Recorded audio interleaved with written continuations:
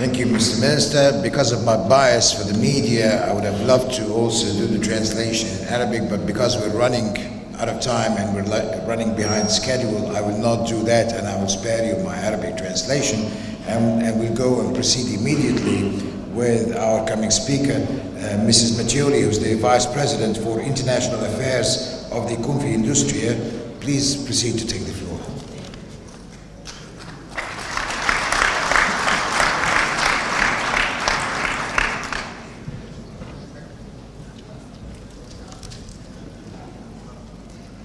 Your Excellencies, ladies and gentlemen, Sabah al-Khair.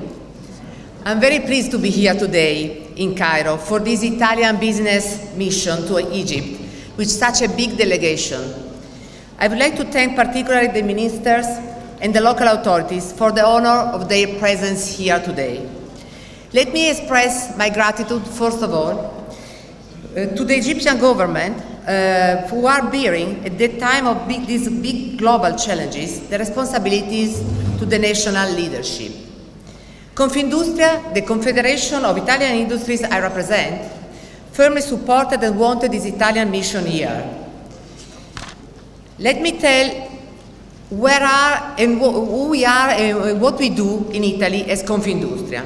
We associate 150,000 companies that employ 5,400,000 people, representing more than 100 sectors all over.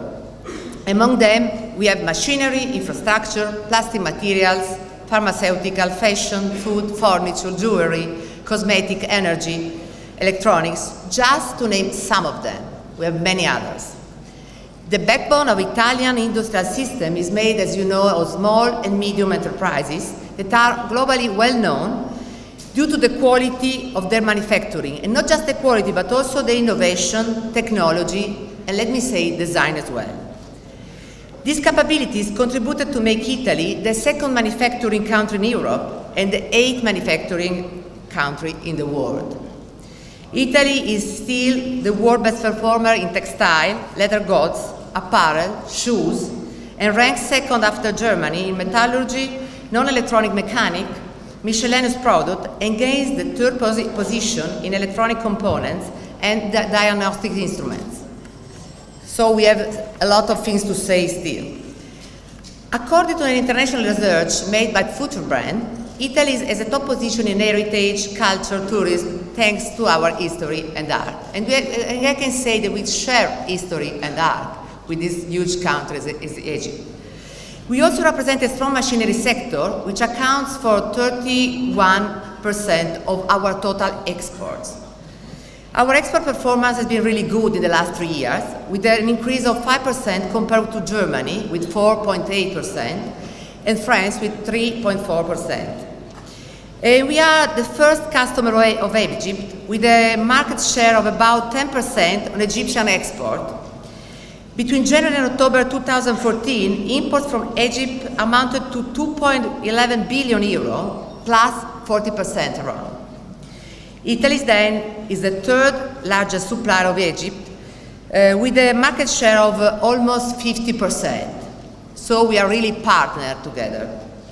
I think that the best way to let you know who we are and what we do is to show you a short but impressive video, Italy, the extraordinary commonplace. In other words, it's always a matter of savings with bank. Either money saving, now I'm called to save time, which I will certainly, I hope to do it in a nutshell. Now, banks, why are we part of this industrial and institutional mission?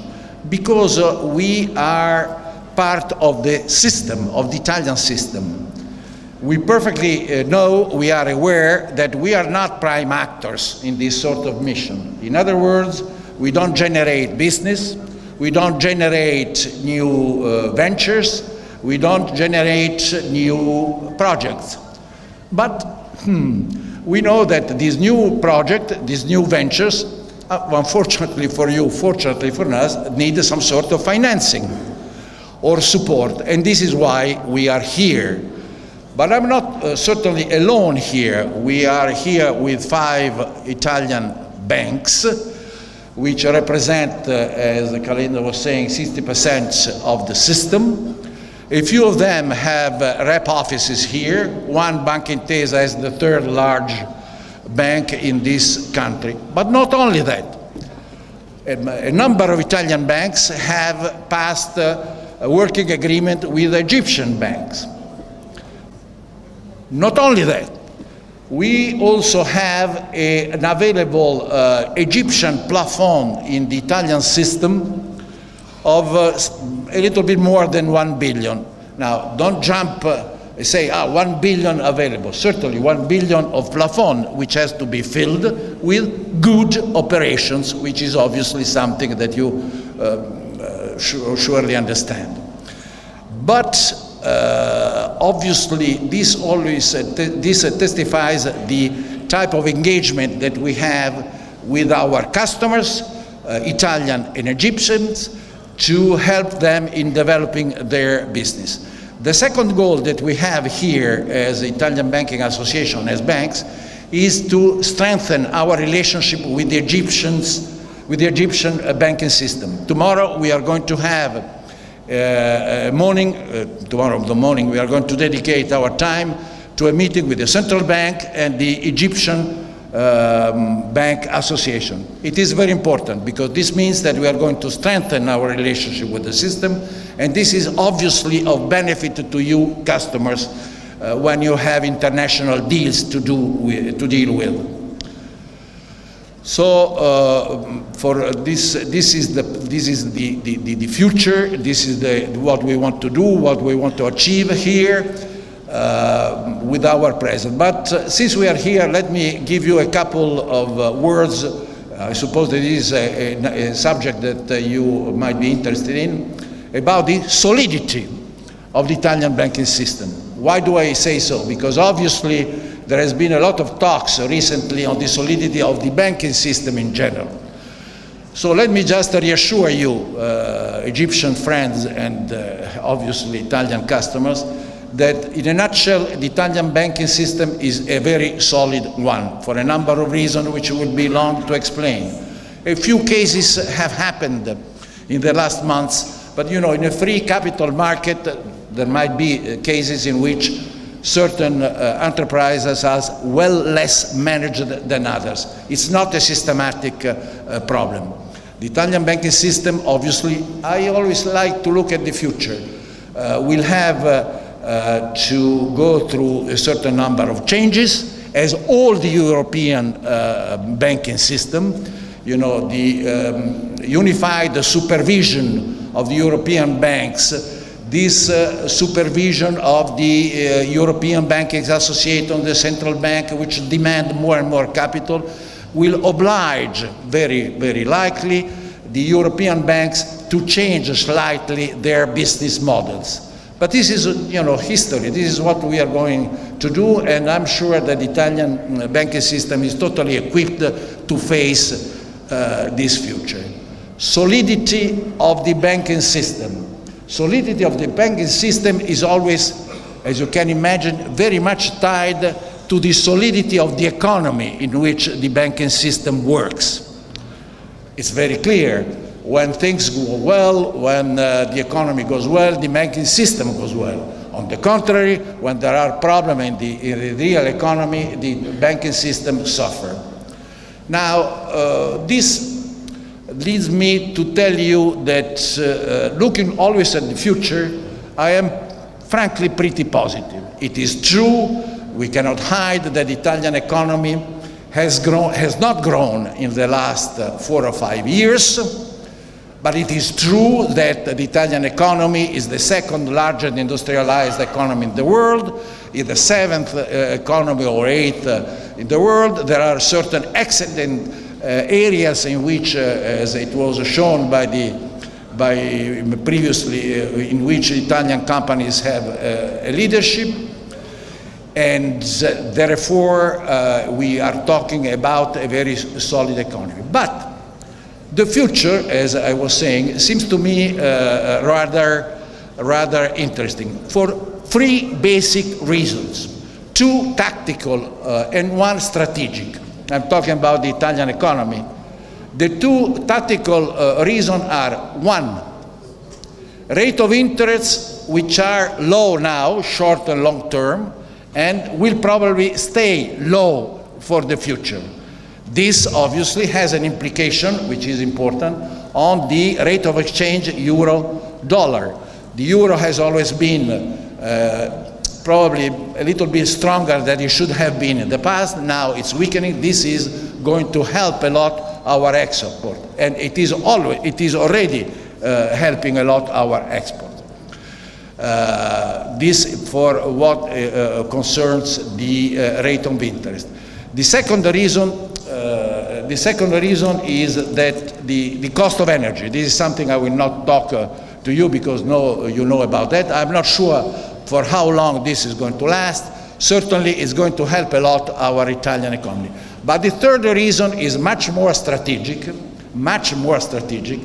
And I'm not really a classical domestic banker. I always been formed in an international, so I look with some sort of independency on the Italian economy. But the third strategic reasons is the extraordinary efforts that the present government is trying to put on the table to achieve those reforms which have been needed for a number of years. Job, bureaucracy, etc., etc. This obviously, it will take time to have these reforms, and it will take time before these reforms can explain or their results. But this is something which is of extraordinary importance, I can assure you. The Italian-Egyptian debt for development swap programs are also considered a very successful model for development cooperation. The first, second, and third agreements signed in 2001, 2007, and 2012 with an amount of more than $350 million, through which a number of remarkable development projects in many areas were, are, and will be implemented according to the priorities of the Egyptian government. Those areas include rural development, leather products, schools, poverty alleviation and job creation, solid waste management, upgrading technical vocational schools, food security, and also here the list goes on. In addition, the Italian government provided soft loans as credit lines to support private sector SMEs through the National Bank of Egypt and the Social Fund for Development, and currently a new credit line is under study. In this context, I would like to assert that the contribution of the private sector is key to the success of such development efforts. Italian appetite for doing business in Egypt is significant, and Italy also is considered a leading partner with Egypt. I'm confident that both countries will continue to exert their utmost efforts to increase the levels of investment inflows as well as trade exchange, with the aim of reaching new frontiers of cooperation consistent with the common interests and aspirations of Egypt and Italy. Ladies and gentlemen, let me seize this opportunity to assert on what my colleagues have already mentioned on the current economic situation in Egypt. Fortunately, we are meeting today with first-hand signs of recovery for the Egyptian economy after 4 years of hardship and with an optimistic outlook to the future. This is attributed to the bold measures undertaken by the government to carve the path for a restructured economy led by the private sector and disciplined by the achievement of sustainable and inclusive growth model and the attainment of the much aspired social justice while maintaining fiscal and monetary discipline and undergoing major legislative and institutional reforms. Egypt's economic recovery plan, as was mentioned now, is based on fiscal discipline through comprehensively reforming the subsidy system and tax system, while at the same time stimulating the economy and creating a number of decent and permanent jobs.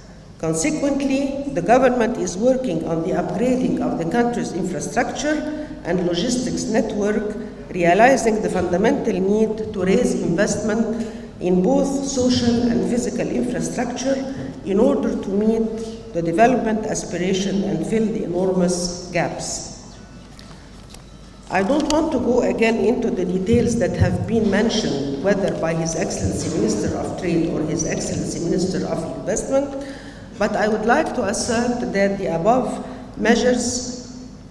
mentioned measures assert that Egypt has never been more open to international investors or ripe for opportunity.